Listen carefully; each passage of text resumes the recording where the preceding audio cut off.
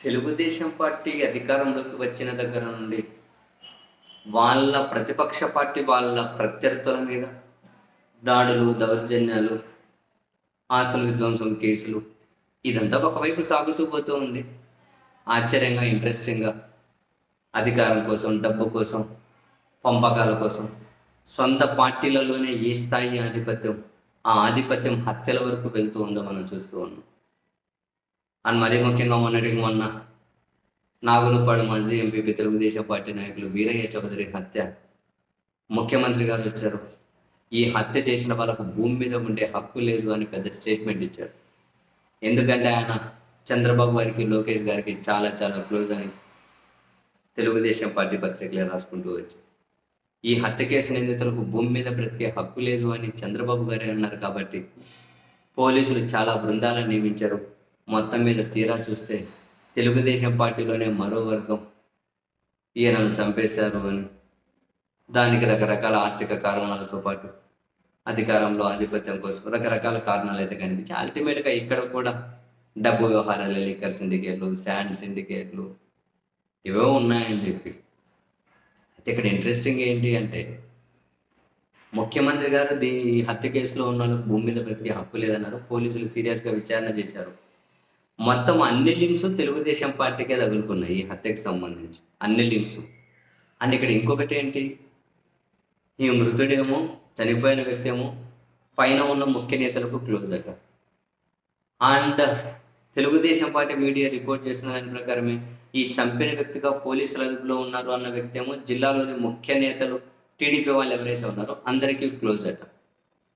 ఈ హత్య కేసును పోలీసులు ఛేదించినా కూడా మీడియా సమావేశం పెట్టేసి చెప్పలేకుండా ఉన్నారు. ఏం చెప్పినా మొత్తం టీడీపీకే చుట్టుకుంటుంది. మరి ఏం చేయాలి, మరి దీన్ని ఎలా ప్రజెంట్ చేయాలి, ఏం చేయాలి, ఎక్కడ ముగించాలి అని పోలీసులు తర్జనపడి ఈ హత్య కేసు చుట్టూ కనీసం ఒక ఏం వివరాలు చెప్పలేకుండా పోతున్నారు. అండ్ పైపెచ్చి ఈ హత్య కేసులో ప్రధాన ముద్దాయిగా ఎవరైతే పోలీసులు అనుమానం అంటే ఎవరైతే ఆధారాలు దొరికాయని చెప్పి మీడియాలో రిపోర్ట్లు వస్తున్నాయో ఆయనేమో జిల్లాలోని టీడీపీ ముఖ్యులకు అందరికీ క్లోజ్ అట. మరి వెనకలు ఇంకెవరెవరైనా ఉన్నారా ఏంటి? ఈ కేసు గురించి జిల్లా టీడీపీ నాయకత్వం ఎవరు నోరు విప్పి మాట్లాడట్లేదు.